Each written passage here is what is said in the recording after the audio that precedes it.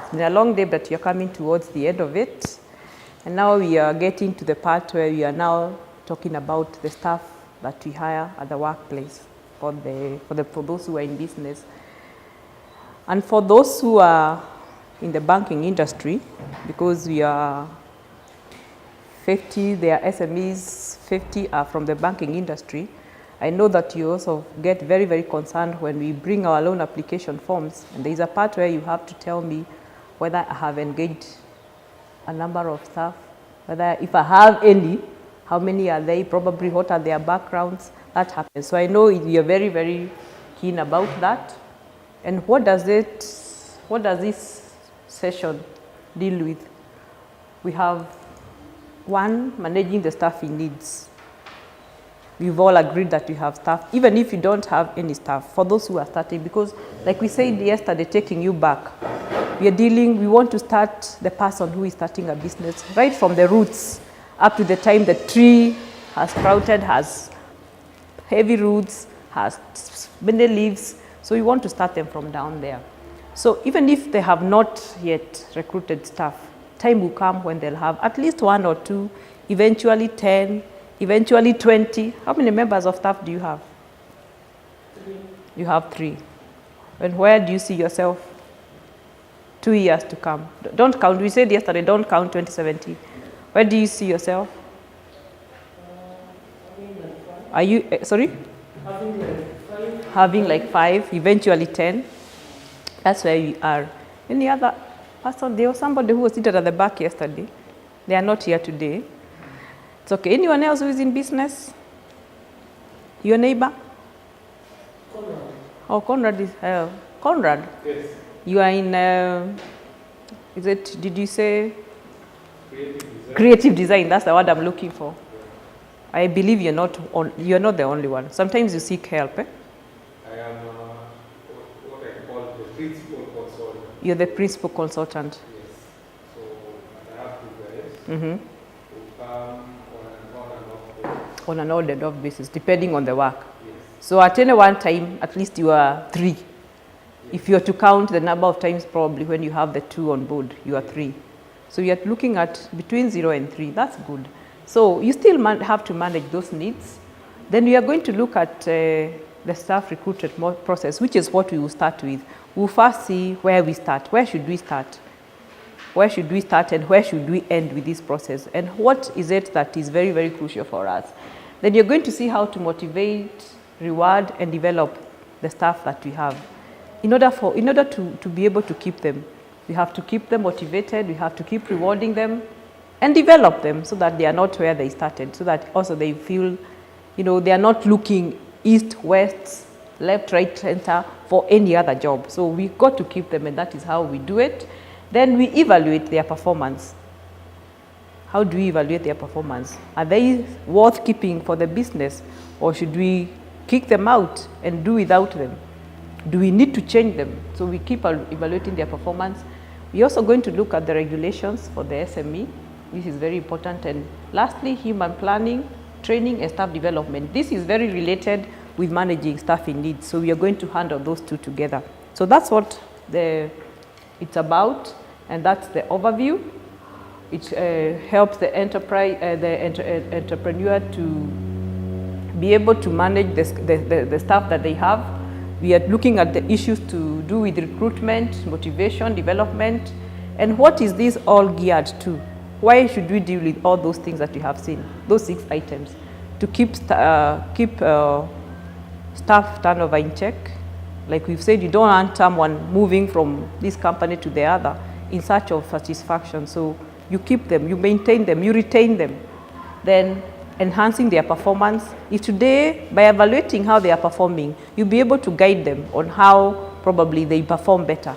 Of course, for bettering your business, you're not keeping them so that they can enrich themselves or so that they can grow themselves. You've hired them, whether it's on temporary or permanent basis, for the purposes of your business. So of course, and the overall development of employees, so they become more valuable to the organization. So that's what it means. That's what that's about. And the first session is on staff recruitment. Of course, when you talk about staff recruitment, it will vary from the micro person. This was done very, very well earlier on by my colleague, who actually gave us the real outlook of the micro person, that person who is very, very lowly there, that hawker, very, very different from the person who is a small enterprise holder.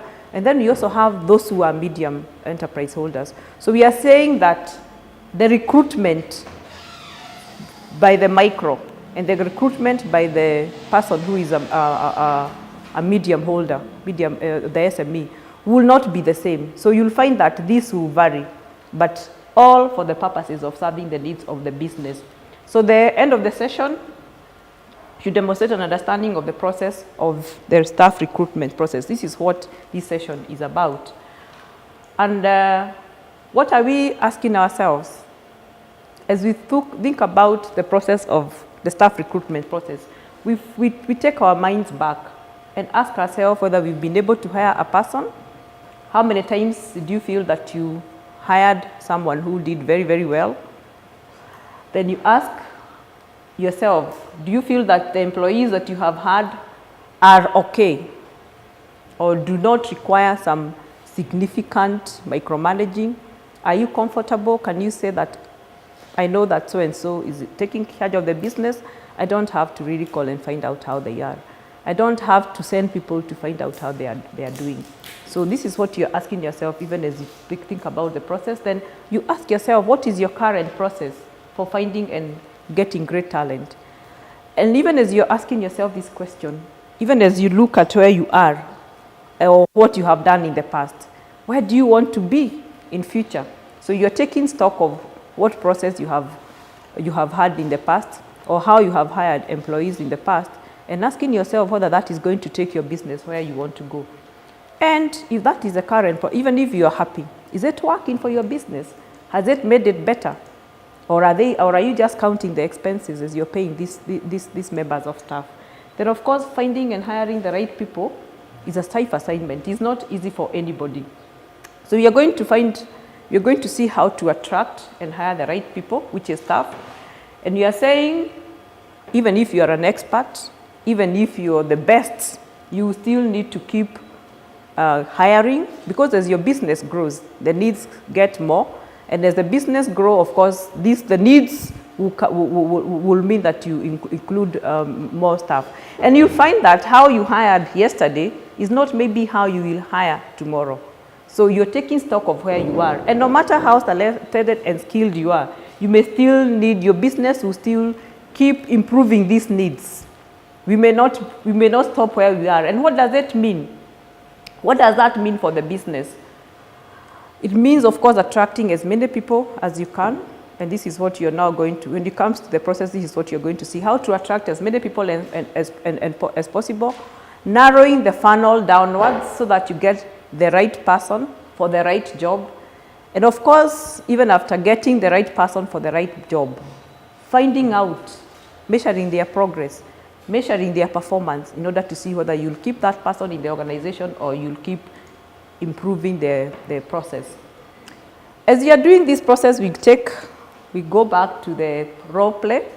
When we do this full time, what we will do is that we'll have people taking on the role of Bwana Baraka. My colleagues have talked about it this morning.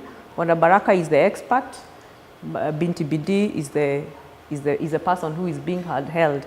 And she's asking, what is her concern? Her concern is, she's just been doing everything. Yesterday, when you were ending entrepreneurship yesterday, we said that one of the reasons, one person gave a very comprehensive, I would call it a comprehensive approach of why businesses don't do well at the end of the year. And one of at the end of 3 years. Why? Because sometimes you want to take on every responsibility of the business. You find yourself, you're the security, you're the receptionist, you're the salesperson, you're the everything. So what happens? And that is what is happening to Binti Bidi. Binti Bidi is now taking on all the roles of her business.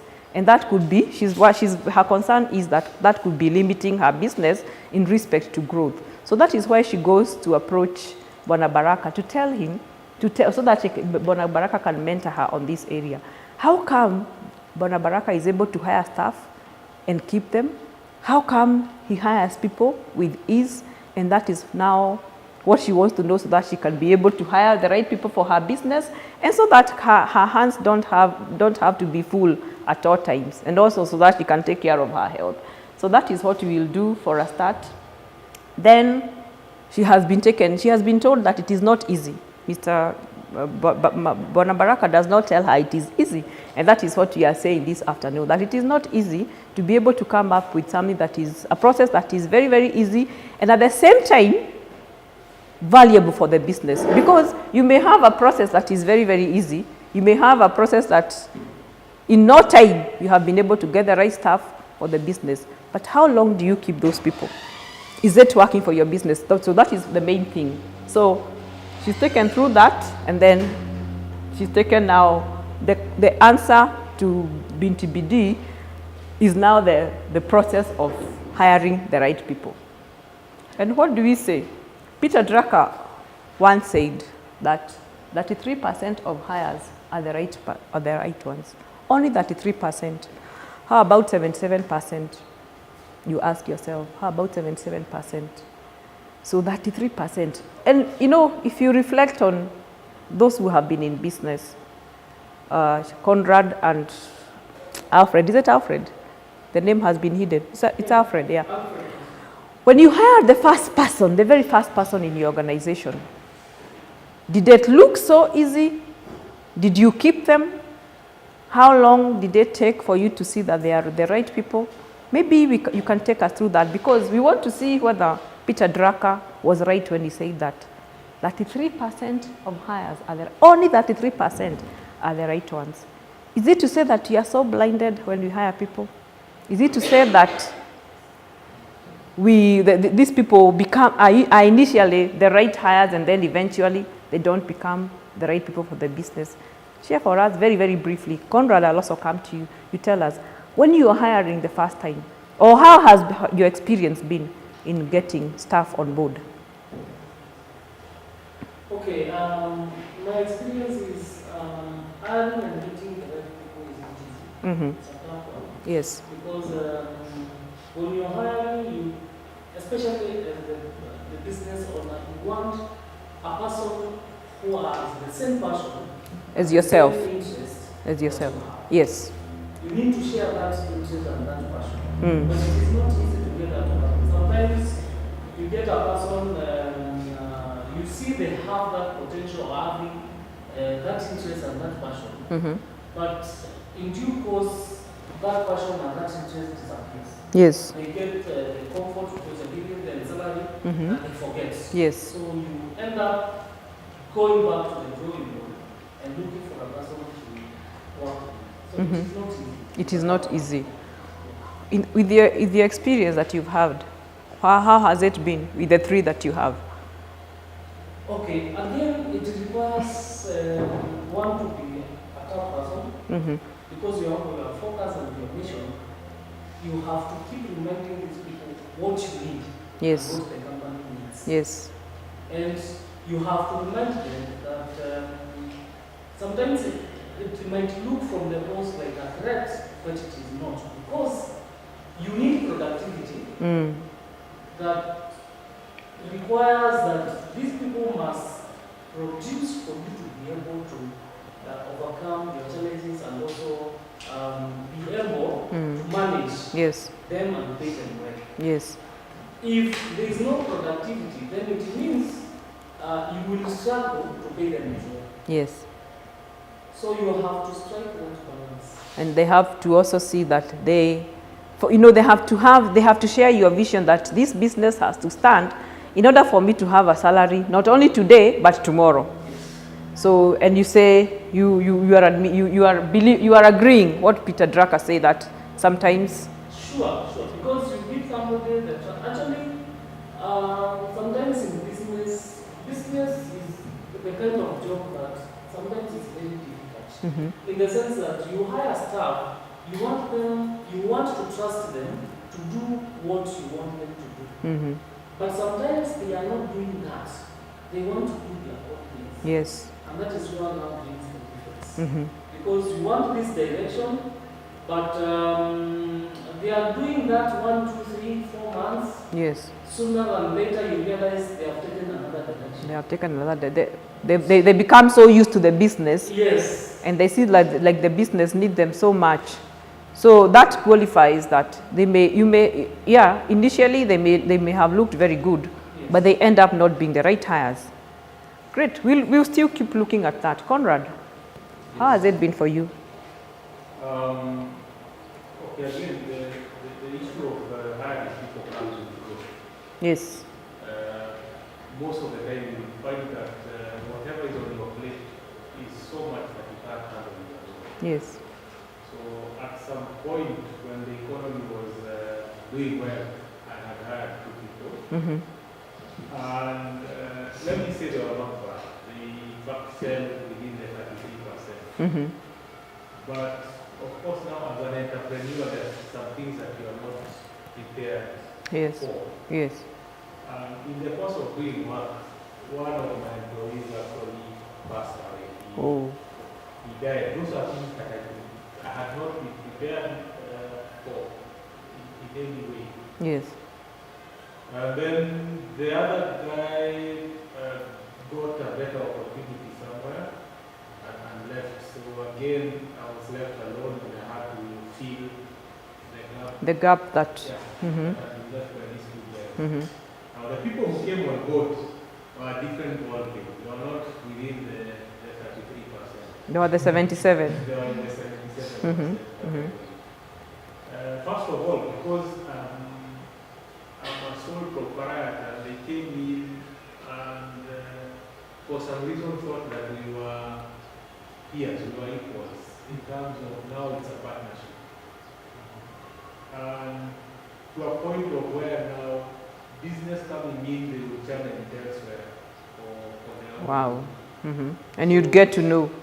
Yes, of course, because you see what happens, it will happen for some time, and then a client then bubble up a job. A client will come and say, wapi ile kazi yangu nilifanya jana na nililipa down payment. Then you discover actually this amount that came in, it was executed, they were paid. Without your knowledge. Yes, ikaharibika, and now the client is there. This is the office he came to. Wow. So I had to let them go. So you're still in the process of getting the real right hires. I think now it's the guys I get Are on, as the job demands. Yeah, and you're going to also see the challenges about retaining staff. It's not just, even as you're looking at the recruiting and getting the right people on board, we're also going to see that there are challenges, and already we already have the examples of challenges with retaining staff. Challenges because you become very, very almost equal at some point. But having said that, even having had the real examples and confirming that sometimes it may look like gold, it is glittering, but it turns out to be fake gold. That happens. So you may get staff and you imagine that they are the best, but maybe within no time you have to let them go or they get themselves going. And you're going to see this as you go along. So how do you get the right staff? There are those basic rules, and therefore we look, without going into the depth of it, you have to look for someone with commitment, excellent analytical learning skills, compatibility, and of course keeping on improving. And when there is need, like what Conrad is doing, you look for interns, someone who will help you do the work for them. And then after the work is over, you move on. So what are we saying? Even as we have said that the process involves getting as many people as possible, and then you narrow it down so that you remain with those who will be valuable for your business and who will be able to grow your business. So your funnel should be wide enough. Get as many people as possible. Get that, and then if you make efforts to get the right people who will work with you up to the end. And I want to also say here that initially, when there is a startup, for those who are in startup, it may not be this easy. to even have people on board, to have people who are there permanently, who you can say they are my members of staff. Because you may not even, it is not as easy for a business to stand strong, to be able to break even, to be able for you to afford those salaries, and not only affording the salaries, but also have the rates that are maybe the current rates, what every other competitor is paying. So sometimes it is not easy. But although it may not be as detailed for the startup, it is wise for them to have this in mind. Even as we start this training, whether it is the micros, whether it is a small, or whether it is a medium, we will take them through this process, or what the requirements are, what are those very, very pertinent issues that you should deal with, so that you can get the right staff, and so that you can get staff not only who are good for your business, but also who will last for long. So the next thing that we now look at is now the process. And we have already talked, half of this is already done. We've talked about generating the leads. At the top of the funnel, generate as many leads as you can.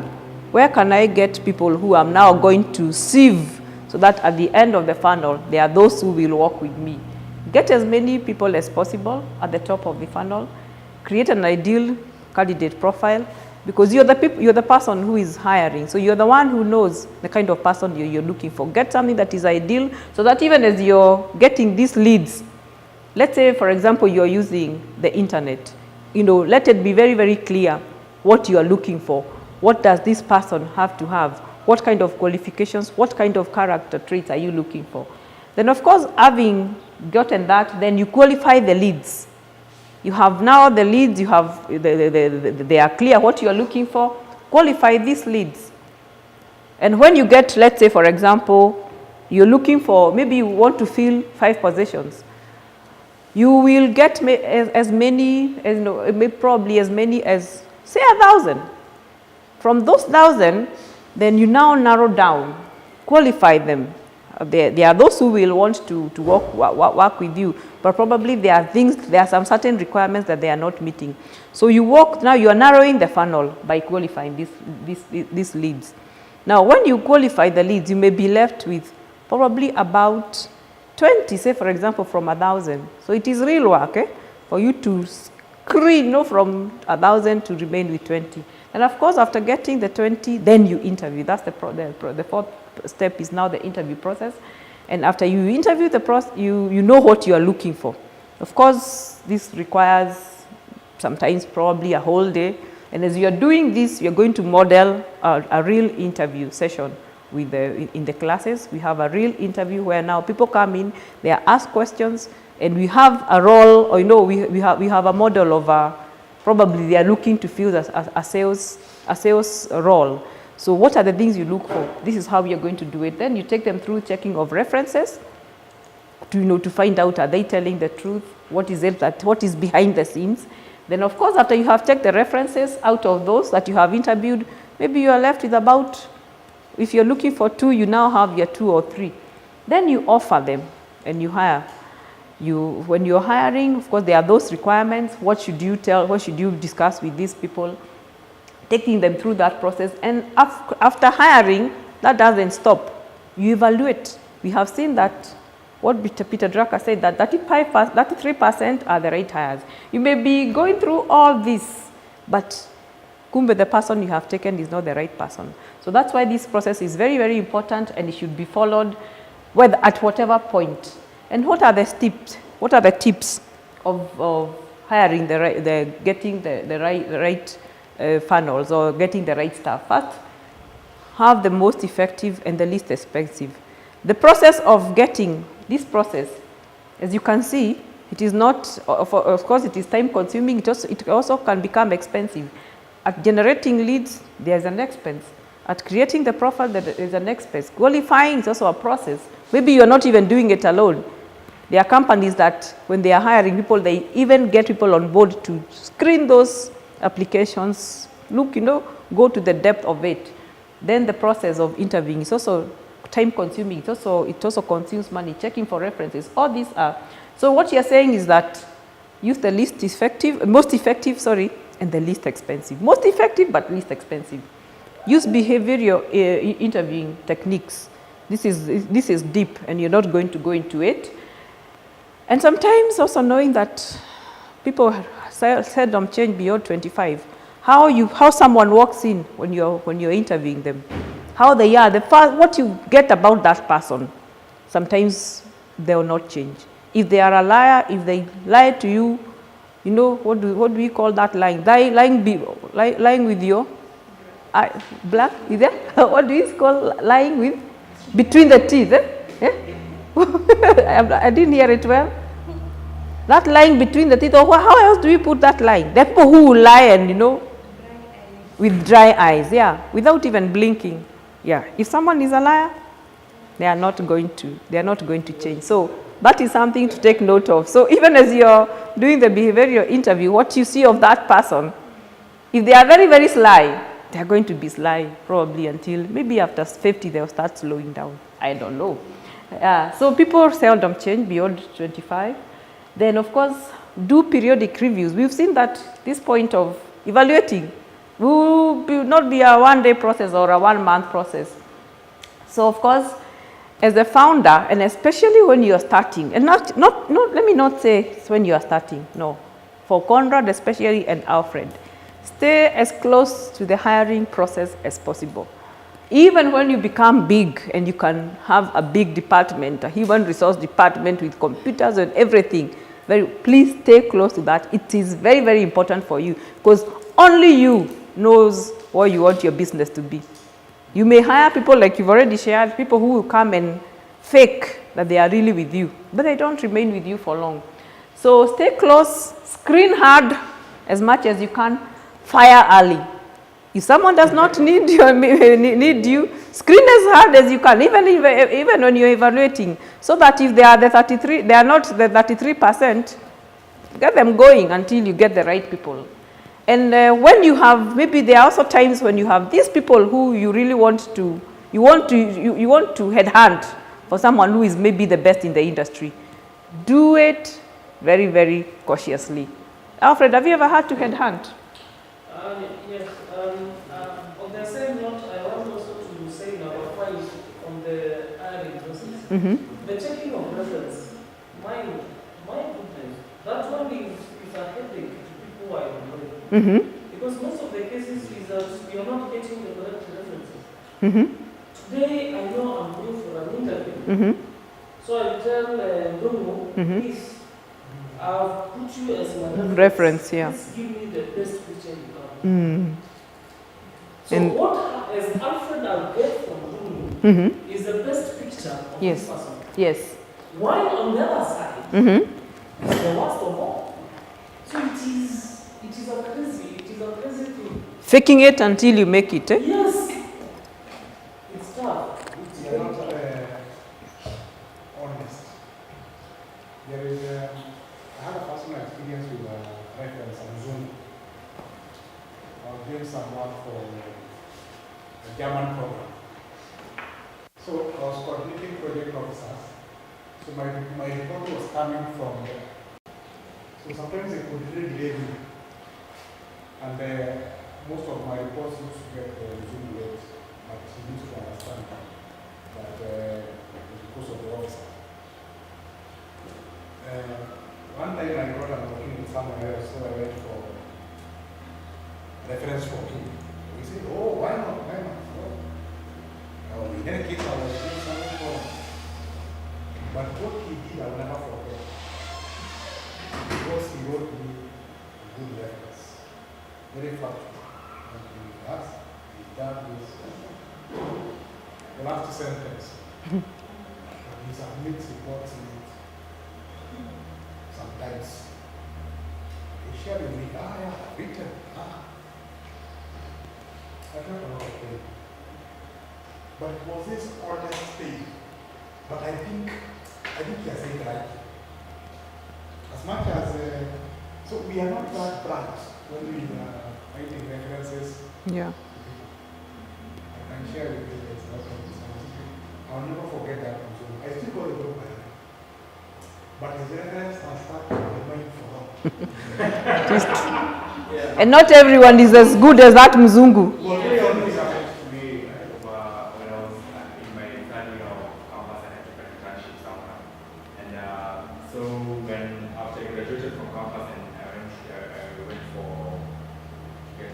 reference letter. It was Vision 2030, whatever, secretariat. So my immediate supervisor wrote one of the most honest references that I've ever seen. So he said doing things that in the last line he said, works very well, but when it gets to the afternoon, it slacks. Wow. It's true. I'm not a master. I'm a morning person. Oh, okay. So getting early and finish everything else. So after 10 minutes, we give you an exercise, to keep you awake. So I remember, before I got into that role, I was asked how do we can improve the afternoon productivity. And I told them I would be checking in early and finishing my tasks. And starting the afternoon, I wouldn't have to do complex things. And they were okay with that. So the honesty, so it still bore you a lot of fruits, eh? Yes, exactly. Yes. If I went into that role and with the same attitude and with the same, I wouldn't have improved. Yes. Right now I ensure that if I have a lot of work, I do it when I'm very efficient. Then in the afternoon, you have the light duties. Yes, exactly. I think Yeah, sometimes you may get a very, very honest opinion from somebody, but which may work well for the person who is hiring them, but sometimes may not work very, very well for that person because they have been, even if 99% is positive, that 1%, you see now Dongo says he remembers and many years on, I don't know. As he says, it makes you work overtime to prove. Yeah. I didn't have a single Yeah. Yes. So we improve. Yeah. It is 2 hours submitting also, but of course, but now with a new person, You had to really up your game. in the process, you keep time, you keep reports and everything. Because, and especially more so, you're trying to prove to them, you still hired me in spite of, this negative. I'm trying to show you that, yes, I'm not as bad as they painted. Yes, let's see. Yeah, I think it should also work for the recruiters because you are recruiting this person and you've been told the negative person of this person. Yes. So if you're going to engage him, you already know this is the person I have. Even if I'm not away, I know this part won't be tackled or won't be handled. Yes. So I already know the person I'm having, Yes. not a pretender. Yes. Yeah. Yeah, it works. Actually, checking references. Also, we are agreeing in this process, but that checking references is very, very important. It will help you now be able to evaluate the person because we have seen it doesn't stop when you hire and then you give them a job. It will still go on. You still have to keep on evaluating. Is this picture that was given of them, is it real? Was it fake? I'm sorry for Alfred. I hope you get, along the way, you get to have good references, or at least honest references. Yeah, it's true. You can never fail to get that. Yeah. After all, you have to use a lot of fruits To get the prints, yeah. And like they said, it's a process. Like I said earlier, stay close to the process. Yes. I also think our recruitment process, I'm not an employer yet and I'm not on that level, but the recruitment process that most organizations do locally does not get very in-depth as you find in possibly other markets. I might be wrong, but based on my experiences. I remember doing an interview for one of these multinational organizations, and the recruiter is not really interested in your skills, what you possibly studied and whatever. What they are much more interested in is in how you analyze ideas. Because they will, indeed it was for our finance role and the markets, but what they would ask is tell me about a situation, and it's more situational analysis, how you got out of it, tell me about an experience. If assuming we sent you to a place that you've never been before, how to establish structures, just to gauge how you're thinking. Yes. And that's for an entry level. Yes. Role. So you can imagine what happens when you go at a very high level. So I think we are still to get there. Yes. Where you don't look at a person based on their qualifications. Even their analytical skills are also very, very key. Did you have an input or you've already given us? Sorry? Your hand was up at some point. No, I already spoke. Oh, you're okay, sawa. So we're saying that this process is very, even when you're starting your business, even if you have not recruited, you will still recruit at some point. You will recruit, isn't it? So it's good to know. And if you can get as many, like some people, you have a database where you now know I can always get some people to interview from here, and you need to plan for it well, so that initially you're not just taking on anybody who comes.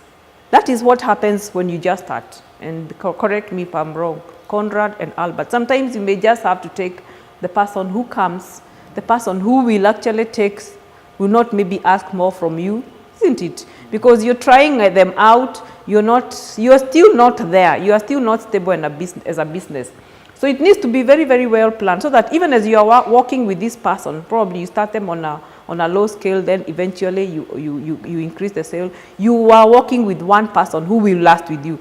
But now taking on anybody who comes, taking on anyone who can take any money, that may confuse you, and it will affect the business. And therefore, in the process, you may end up attracting the wrong people, those who are going to take little money. And sometimes you have not been able to qualify very well, because you also have that mind that I don't have to pay much. So it is a process, and we are saying right from the word go, and stay close, so that you are now getting the feel of it, so that you also understand the needs of the business. By the time you now have properly developed your mission and your vision and mission statement, and then you now know, you have defined roles, right here I need a sales and marketing, here I need an accountant, here I need a researcher.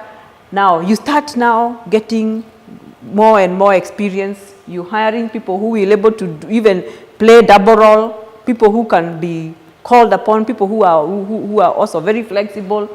So that is why we are saying the earlier you start, even if you're not recruiting, planning for this process, it's very, very important. So that by the time the business is stable, you now are able to pick on those who can be depended on to support the business, for it to now reach the point where now you can say, I have reached where I want to go, I can even sell off this business. By then you are looking back and saying, have I been able to hire enough people, energetic enough, smart enough? Have they gained experience over time? Do I have now veterans from the industry with lots of experience, therefore I can even be able to mentor others? So you are saying all this because you're looking back, and if you have planned for it right from the word go, it makes all the difference. So keeping on having that process all the way from the startup of the business up to the point of growth is very, very important, because now you're able to evaluate your business. You're able to look at the future and see where you want your business to go, in respect to the staff who you have and those who you want to grow with. We've already, at this point now, when you start the training, we'll now share experiences and challenges of recruitment, and I think we've already been able to share that.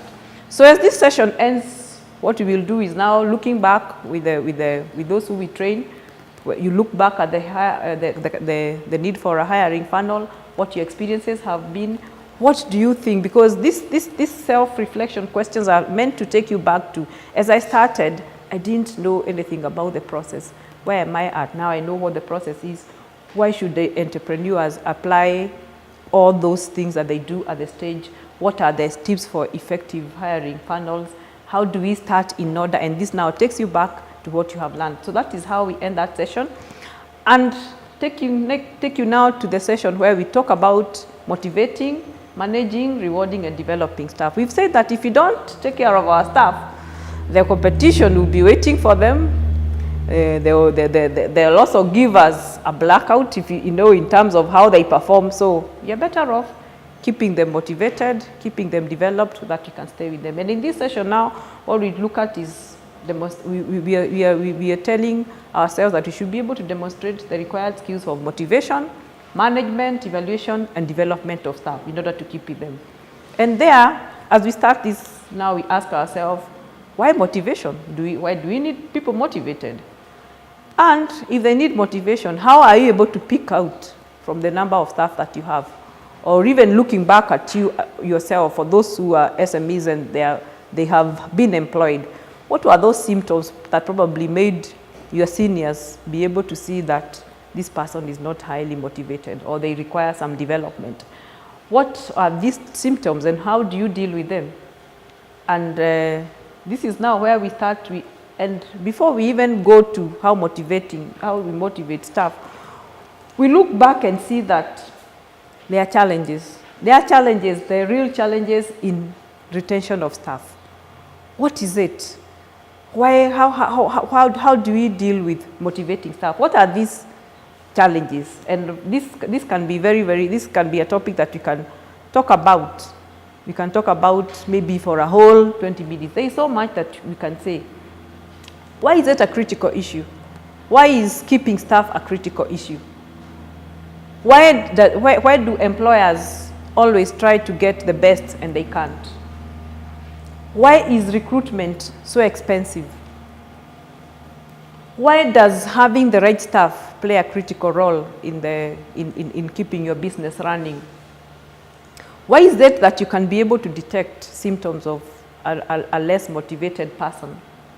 And when when people are moving, if someone maybe is not happy, because before you can, as an employer, you can detect this person is not well motivated, in order to be able to make a move and motivate that person or development so that you can keep them before they go to the next job.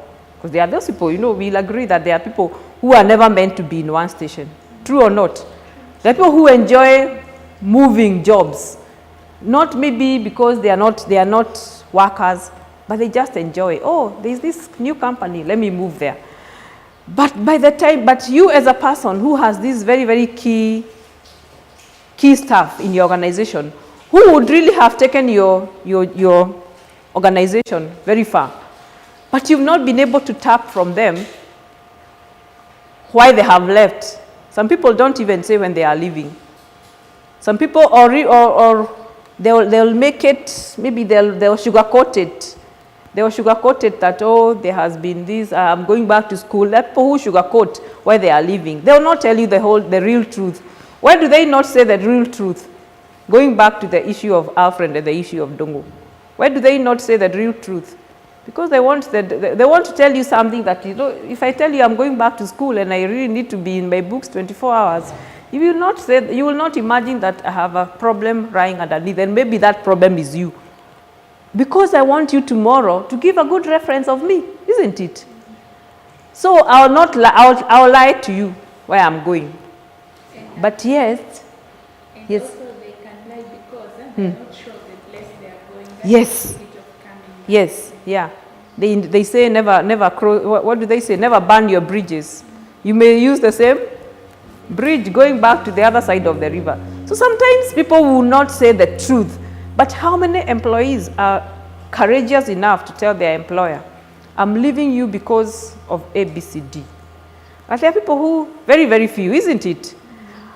There are those who will also be open and tell you, I'm leaving because I have gotten a better offer.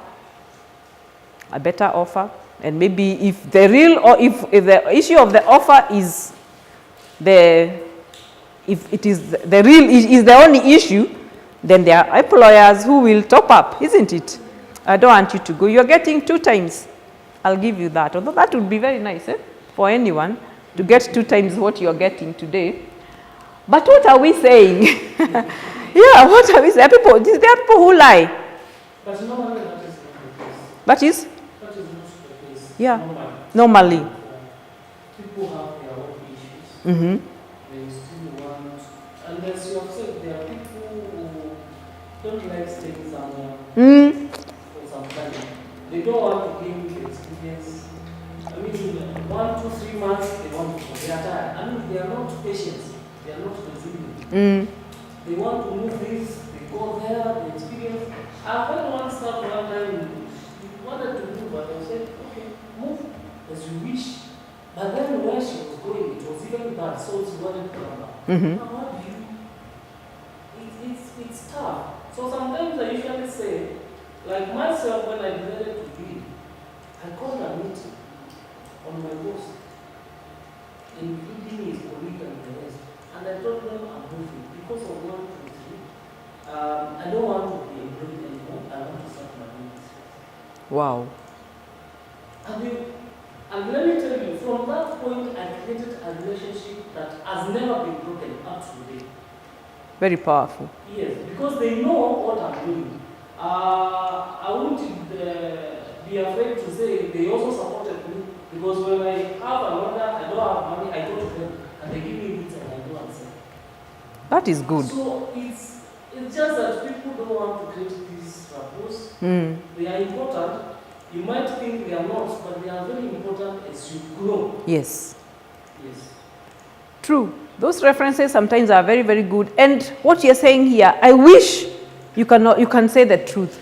I wish you can, let the organization know if I'm leaving because of ABCD. Maybe even if it's negative, tell them, because even if you've made up your mind and you're going, just that negative what feedback you give them may help them improve, isn't it? So that tomorrow when they hire other staff, they'll make improvements. So I wish maybe, but what you're saying here, and especially here in Kenya, a lot of people will not say the truth when they are leaving. And you see now, here's an example. When he said the truth, he has the best support. A lot of people will not have the courage to say they are leaving. Why? Because they'll think your boss may think you are his competitor. Because a lot of people will go into the line of business where they are employed, isn't it? I'll want to start a business with what I'm best at. So sometimes you will not say that, because you will not say the truth because you do not want maybe to be taken in a negative light. But it is important to give even that negative feedback so that in future you are helping them. And if they have added value to your life the time that you have been there, why not also add value to them as you are leaving them? So there are challenges, and those challenges are many. And bottom line, it is important to be able to keep employees so that we reduce turnovers. Even if you have agreed, there are those who are not, they cannot be kept in one place. There are those who just want challenges. There are people who just believe in moving and gaining more experience. But at the end of the day, they tire. You'd want to retire somewhere. I mean, you'd want to be somewhere where you are also, where your experience is also an asset. You're not just moving, because the more you move, the more you dilute also your skills, isn't it? Because those skills are not in one place. You're throwing your skills all over. So we are saying we need to increase the motivation. Those who are capable, we can keep them. Those who can be developed, can be developed. And of course, it's a long process. It's not something that can be done overnight. And what you're trying to reduce is those symptoms of people being less motivated. You can pick it right from the word go. You can pick people who are always calling in late, or they are sick. People who are always having excuses. People whose output is very, very, is something that is very, very wanting. People who are always calling for haki yetu, let us strike because this and that is not good. People who will even sabotage you and they know it. And people who are always arguing, who are getting into conflicts with others. People who are always complaining. Those are symptoms of people who are poorly motivated and people who really need work. And it's upon, sometimes when we have a responsibility of these people, of the staff that we keep, maybe to be able to understand them. And so as you're taking this, you're taking the SMEs through this, we'll take them through the theories of motivation, where we now talk about all the theories. What does it mean? Why does the person need motivation? Because sometimes you may ask yourself, I mean, I'm giving them a salary, I've given them a place to be, a place to go to. Why do I need to motivate them? So we take them through the theories. We have the theory of Maslow. We go through all those needs, which I'm sure we all know about. Then we have the other theory by Herzberg, which talks about the two basic needs, that is maintenance and motivation. Then we have the other theory of the key things, the driving force of a human being, which are achievement, power, and affiliation. Now, when you have that, when you have taken the SMEs through that, then you'll be able to understand. I think it's important for me to motivate my staff. And having done that, you now ask yourself, how can I practically motivate staff? And before we go to that, maybe just a few, even for those who are not employers, what are the best ways to motivate staff? Even if it is not, it is not something that is very, very expensive. How can we motivate our staff? Or how do you, as an employee, how would you like to be motivated? What are those ways that we can practically motivate our employees? As for me, I feel motivated every time I go something, good job, or Good thank you job. for the day, yeah. Wow. It's motivating. It is very, very motivating. Yeah, just being told, good work. Can you imagine? You're being appreciated. Very, very key. When it is not an afternoon, how do you feel? How do you feel? How do you feel motivated? I think the same. Just being appreciated. You've done your work well. Yeah, and any human being feels happy when they are told they've done their work well. Wesley? I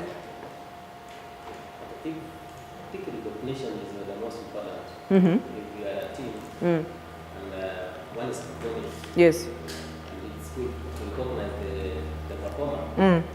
And I've seen most organizations, they have employee of the month, employee of The year. Not necessarily a promotion, Mm. but something present. You know? Even in a staff meeting, give a lunch Yes. or shopping water. Or even if you're the employee of the month and your picture is there, the reception, everyone walks in and they see your face. Yeah, such. Beatrice, you're quiet this afternoon. How do you feel? How do you like to be motivated? When I'm given a Saturday off. A Saturday off? Saturday off, eh? Wow. So that you're told no work this weekend. That is motivation. Really, people have different various needs, yes. There's also team building. Team building, yes, yeah, There's nothing like what to be talked about. It's just socializing. yeah. Yeah. And no office talk. No. And if there are any conflicts, they should not be carried to the Yeah, team. you're told everything that you do here stops here. Stops here and beyond. If there are walls there, the walls become the witnesses. Anyone, a Conrad? How do you feel? Because how you feel motivated, I'm sure, is how you'll motivate your staff. Yeah, of course, when I've done some good work and my clients are happy, getting that positive feedback Yeah, positive feedback. is, I don't know, it's very valuable. It is true. You can see all of us, most of those things that we have said, like even for Beatrice, just an afternoon off. Is that expensive? It's not expensive. Being told, I appreciate you, is it expensive? It's not. Alfred's neighbor, very, very quiet. How do you feel motivated? Please remind me the name. Maritina. How would you feel motivated and how do you motivate? Salary increment, yeah, anyone.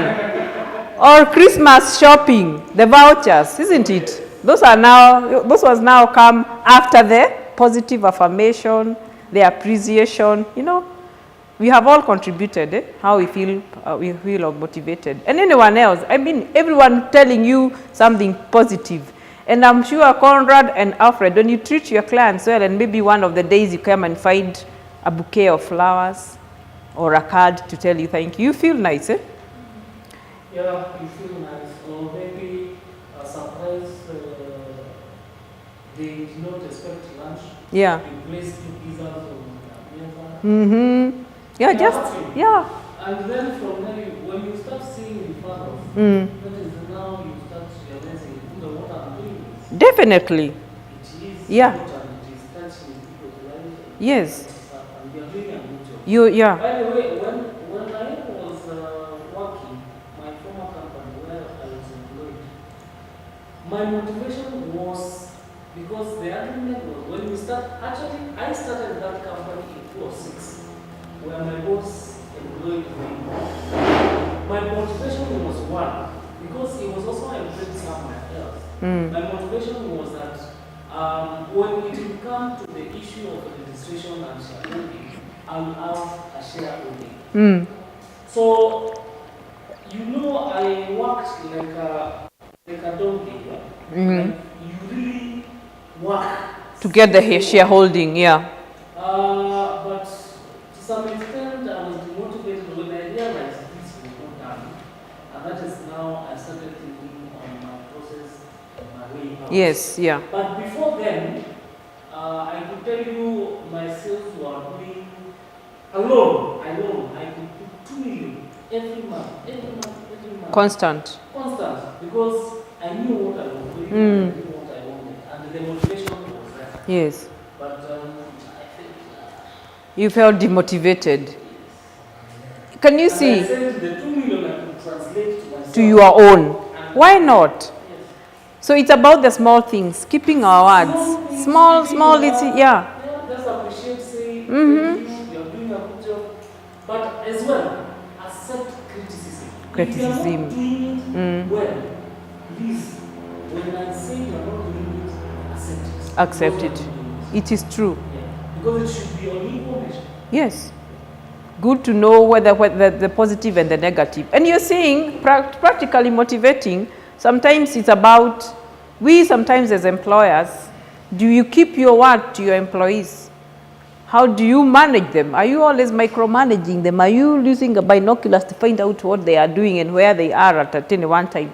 Sometimes it may just take incentivizing them, letting them know you trust them. That's a way of motivating. Goals that are weekly, giving them purpose, positivity as you've already seen, and all this, and the work-life balance, like someone has already told us. Beatrice says if she's given an afternoon to sleep, that's motivation. Can you imagine? That means she gives her all the whole week. So she also needs that Beatrice to go and rest so that next week she'll be productive, isn't it? So there are many ways that we can motivate employees and we keep them. So how do we manage their performance? Now, having seen that we can easily manage them.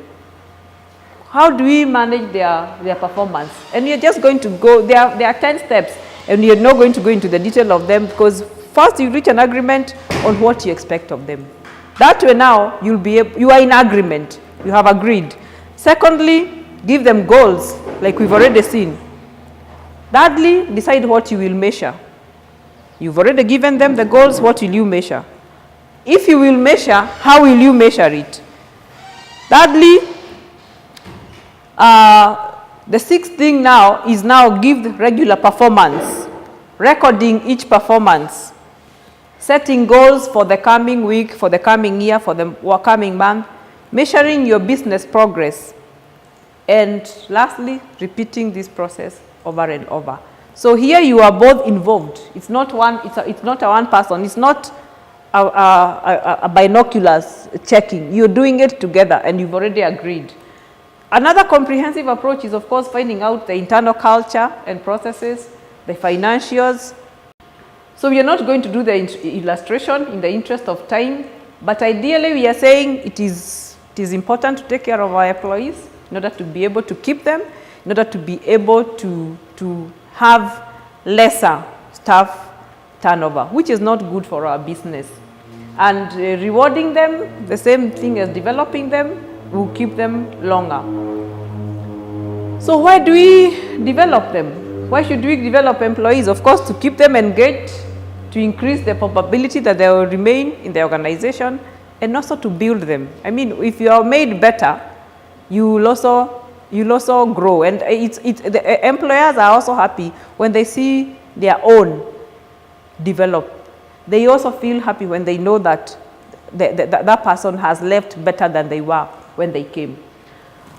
So we are not going to go to all those, but as this session ends, we are asking ourselves, we are looking back since we have done all that and seeing whether we understand what motivation is, whether we can understand the 5 needs, what are the various modes we can use our staff to keep our staff motivated, how can we develop staff and why should we develop them, and how we can reward our employees. The third session will now be on regulations. the SME regulations, and therefore you'll get clarity of the legal requirements of human resource management. What does it involve? And what are these things that we want to ask ourselves as we start this session? The key issues in employment legislations, the key law regulating employment, the other issues relating to the business, which are many. What does the employment contract comprise of, and what are the laws relating to redundancy and laying off of staff? So why should we do that? There are basic laws, contracts and permits, and employees, those who are in employment, and those who are aspiring to be employers should get to know about this. So what will this session do? This session will now summarize on the issues that would lead to the challenges of management. The challenges that maybe an employer would have with their employees if they don't follow certain rules. What are these things that relate to the employment? We have the Employment Act, we have the Labor Institution Act, we have the Labor Relations Act, the Occupation Safety and Health Act, the Work and Injury Benefit Act, we have the Kenya Citizen and Immigration Act 2011, Employment, Labor Relations, and of course the Constitution, which is very, very key for this organization. And you're not going to go into the depth of those, but as you're taking the SMEs through this program, you're going to see what each one of them stands for. And they guide the employers so that you don't get into issues don't get into court issues with your employees, and also so that you are guided on how you're supposed to take care of your employees so that they can stay longer. And this, we also get guidance on how to take care of the foreign employees, because you'll find that the people who work for us and they are not from around here, they are not Kenyans, they have their own special needs. All those will be taken. Then we're also going to look at the tax resident employees. We dealt more about staff yesterday, about the payment of the payee for every employee. And then as we are taking through this training for those who are starting business and those who are already in business and those who are aspiring to be business people, we are also going to look at some other rules that may not be directly relating to the employee, but will impact on your business. And what are some of these? You have the banking and credit laws. They are there. I'm sure for those who are in the bank industry understand this well, which include the Banking Act, the ADC Act, the Banking Act and Central Bank of Kenya Act, the prudential guidelines for institutional license management under the banking. All these will now help the SME to be able to understand maybe what happens, what are your rights as a business person, what are your rights and what is it that you should be cautious about when it comes to the banking industry. You also have the bankruptcy and collateral laws. What does that entail? We will take the SMEs through that. Then you also have the civil procedure codes, the labor laws. Of course, here now the labor laws are very, very key. Otherwise, you'll get into problems with your employees. Then we also have the commercial and company laws. There is a session we have a session that will be shared by my colleague later on that maybe goes into the depth of all this. And of course, the last of all is the Constitution of Kenya, which is very, very important to understand, for everyone to understand and to get into the nitties and be able to even read between the lines. There are also the land and building laws, because even if you're starting probably as an SME, you're on a rented premises, you may eventually want to own your own land, and have maybe come up with your own premises. What are the laws that come up with that? You take them through that. Then there's the security rules, and all that will help the business people, for those who are starting and those who are already in business. Then, having seen how to motivate staff and how to develop staff and how to take care of our staff in order for us to keep them, we're also going to deal with issues to do with conflicts, grievances, and discipline. How do we discipline the staff? What is it that what does that involve? You're going to look at issues to do with discrimination, conflicts between staff and management, things to do with reviewing complaints, and then we have the statutory requirements, recruitment process, which we've already dealt with. And of course, you look at conflicts and how, what the number of employees you have, are they involved in conflicts every now and then? What does that point to their discipline? All those issues will be looked at. As we are looking at all those issues, we are going to go through, we are going to look at the mode now, the procedure. What is the procedure? What should happen? What should happen when you have issues to do with, when you have employees' complaints, when there are grievances? We are going to look at the three-stage approach, which is how to handle minor transgressions, how to handle a more serious transgression, what happens when there is further occurrence of something that has already been reported, and eventually, what happens? How does it end? Do you need to have an evaluation of whether you have how you have related with the employees? Have you dealt with them unfairly? If you, under the circumstances, you are the right one or the employee was the right one, has it been sorted in the right way? When you have now looked at all those answers, then you'll be able to know whether you are dealing with the grievances of our employees the right way.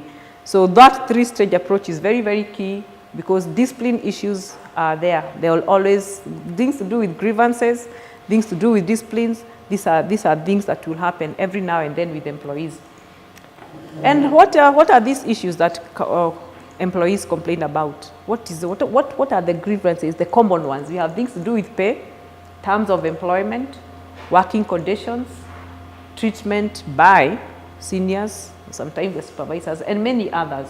So all these laws that we have looked at, we are now going to see, they are going to guide us on how to do that. Then you're also going to look at the grievances.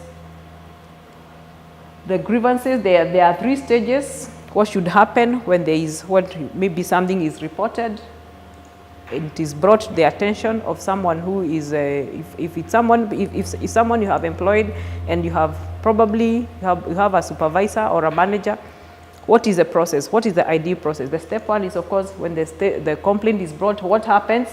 The stage two, if this conflict or this grievance has not been taken care of, what happens? Sorry, I've moved fast.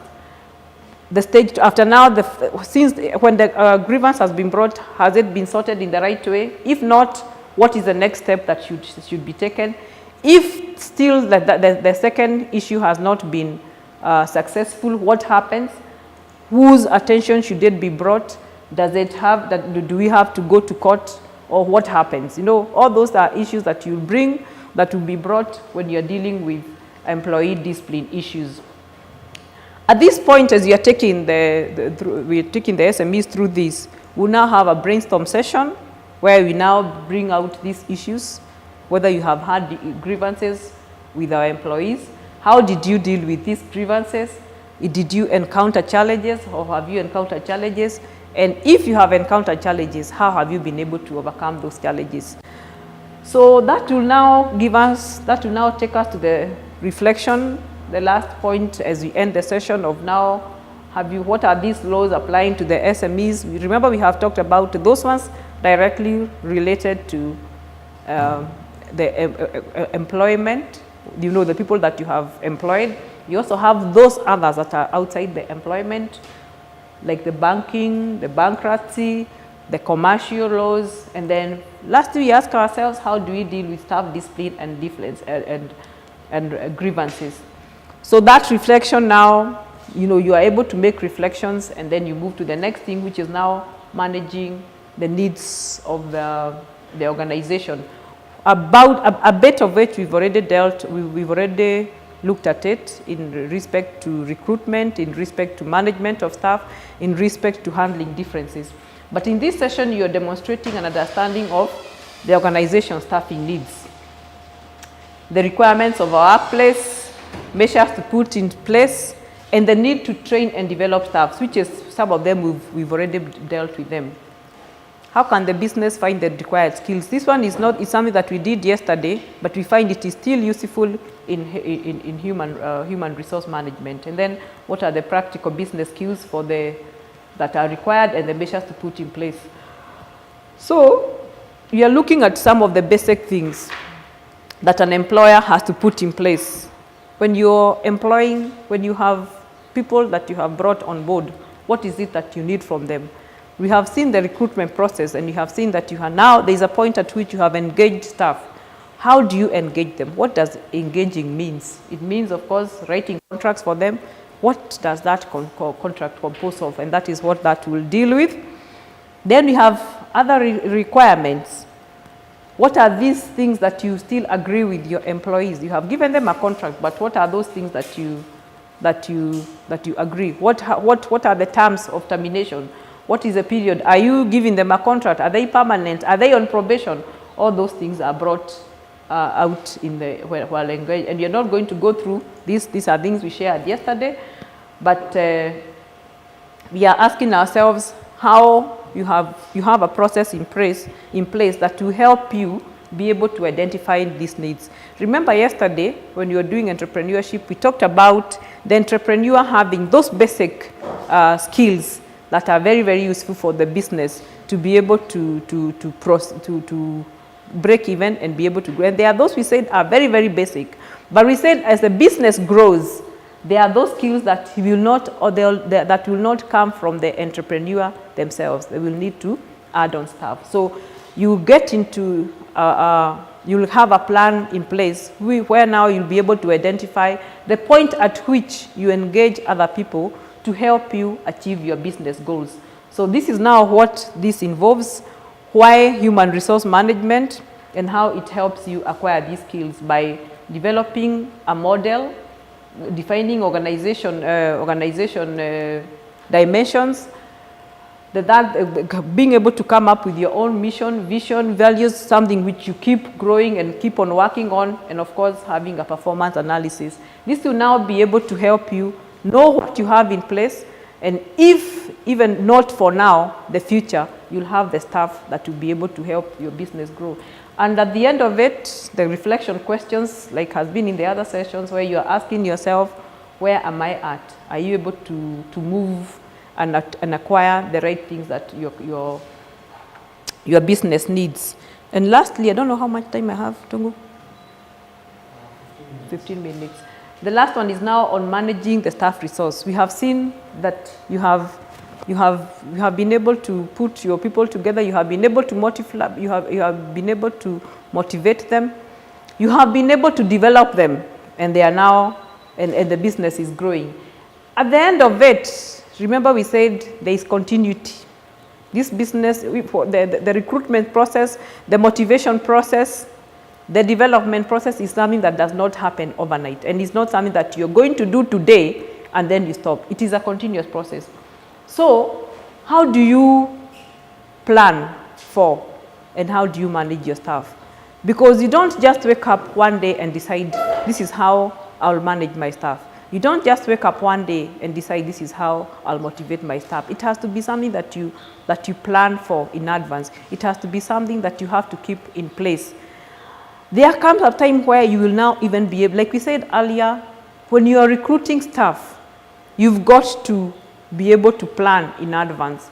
You've got to be able to plan that maybe in 6 months, I'll require some staff.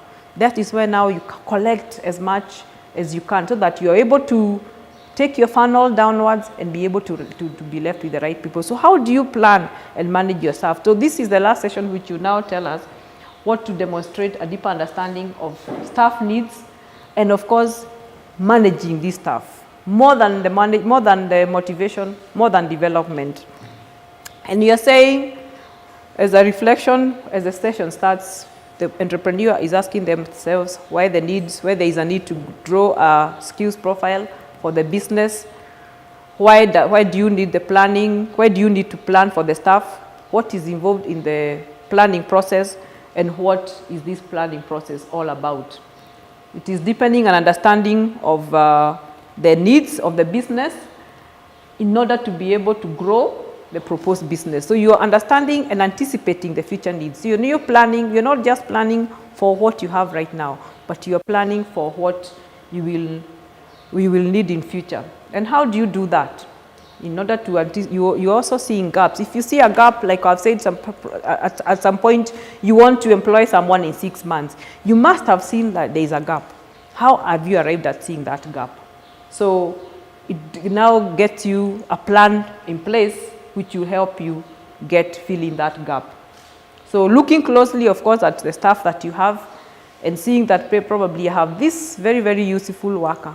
I have this very, very active worker, but who needs to also have an assistant? Who needs to also be empowered in order for them to perform better? So why the need for this planning? You don't want staff just standing around waiting for business to come. You need to have people who are actually coming to fill a gap. I have this staff, I have to have this staff in place because there is specific gap that they are coming to fill. It is expensive to hire people who are idle. It is expensive not to hire, but to pay people who are idle. True or not? You want to have people who are there doing some work, and irrespective of whether the staff is gotten internally or they are got from outside, the thing is you are putting people in place to come and fill a gap that is actual, and so that the money that they earn, the money that you pay as an employee, is something that is worth for the growth of the business. And when it comes to even planning and developing this stuff, it is not easy. It is not a cheap process. Training and developing takes money. When you're taking that person, maybe if you're taking them overseas, if you're taking them within, whatever it is, even like how you are right now, if this was something that has, even as you are away from your workplaces, there is something that is happening. There is an expense, not in terms of money, in that there is maybe some work that is waiting for you. So it is an expensive process, and you have to really plan it well. So we'll take them through the need for HR planning, why you need to be able to plan all throughout the stages of your organization. And you have to, it has to be done at all levels. At the top levels, you're now, as you're planning to fill in, because even if, like my colleague said earlier, even if you are a micro today, that does not mean that tomorrow you are not a medium enterprise. You will grow. So there are those times when you'll have big organizations. You'll have, all levels of organization. So at strategic level, what are we looking for? You take them through the needs for HR planning at the strategic level. The need for HR planning at the tactical level. What are those needs at the tactical level, and how does it become useful? At operational level, what is it? How do you plan for it, and how do you go about it? And of course, even as you're planning for this, you're also taking care of those who are already doing the work. And we have talked about motivating them, we have talked about developing them, and empowering them to be able to become very easy. And we are saying, and that is why I said before I raised this issue of these levels, even if today you may not have, as big a team, tomorrow you'll have big team, and therefore it's important to be able to understand that at all levels you have to plan for it, and you'll be able to fill in the gaps that you identify. And once you identify the staff, if you identify the gaps, if you have internal staff, there is what you do, and when there is the external recruitment, there is what is required. So having now seen how to plan for HR at all levels of the organization, we now, at the last session, you're asking ourselves, what does drawing up skills, what are some of the areas of expertise required for skips and gaps analysis? What is HR planning about at operational level? And as we ask at operational level, we also ask about the strategic level and about the tactical level. And what is the process, what does it involve, and what are the outputs? So having taken them through all those issues to do with staff, I believe if someone has not yet recruited any staff, we have taken them through all the levels of recruitment up to maintaining the staff in order for them to remain in the organization. And lastly, we have seen how to be able to plan in anticipation of the future of the company, in anticipation of the needs that will be filled for the company in respect to staff. So that will be what will take the SMEs that in respect to the HR module 6. And I would like to hear your comments.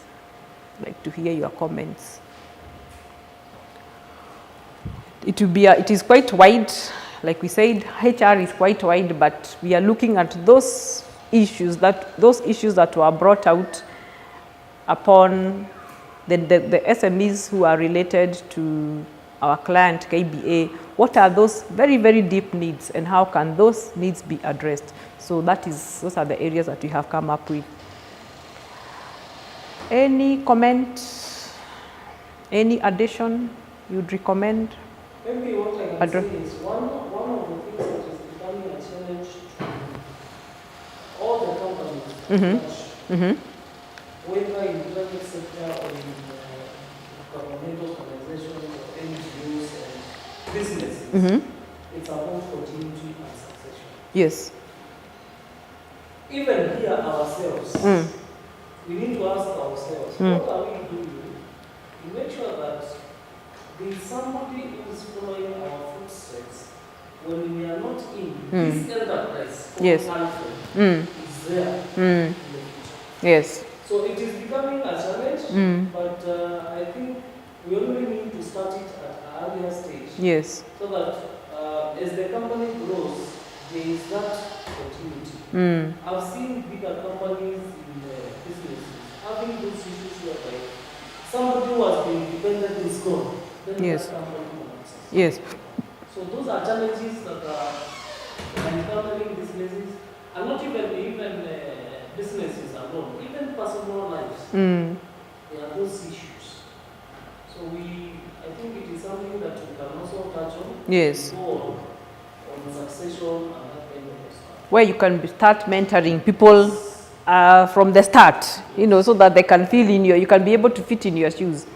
And for those even who are working, even probably during the time that you are here, because your concentration is very, very low key, is there somebody else taking charge of the work that you can maybe do on a daily basis? I think it's about that. It's about being able for things to continue in our absence, isn't it?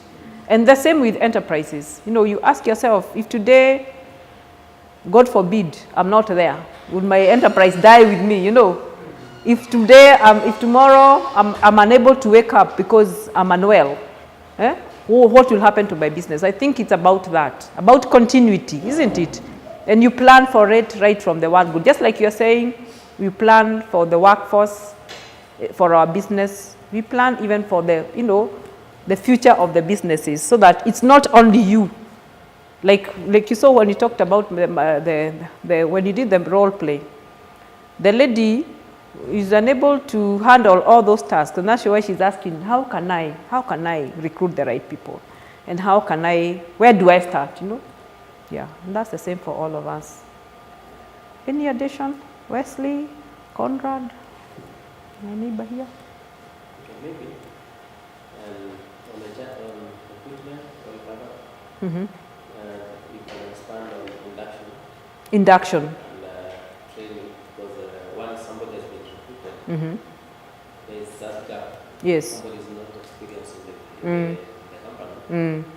Maybe you've gone to some places, you're asking for something. Yes. Then the person goes back to us for the price or asking if it's available. So there's need for broad induction.